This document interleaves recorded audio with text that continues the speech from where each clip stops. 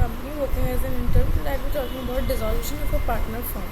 It takes place in the following phases. First is the change in the existing profit sharing ratio, admission of a new partner, the retirement of existing partner, death of an existing partner, insolvency of a partner if he becomes incompetent to contract, on completion of specific venture in case of partnership was formed specifically for that purpose, on expiry of the period for which the partnership was formed.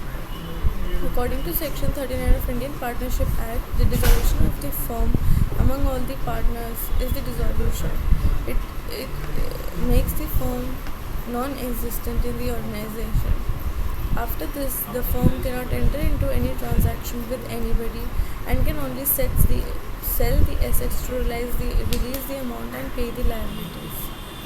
Now, what are the ways under which the partnership firm can be dissolved? By an agreement, if all the partners agree to it and make a contract, compulsory dissolution, insolvency for the partners, or by one partner if he is incompetent when the business is illegal due to some reason, when due to some event it becomes unlawful for the partnership firm to carry on its business.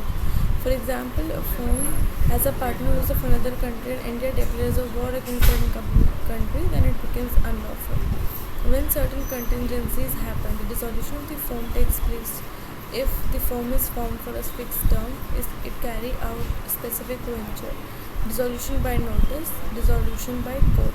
When the partner becomes insane, when the partner is permanently incapable of performing his duties, when there is a misconduct on gross negligence, where the business cannot be carried out without the loss.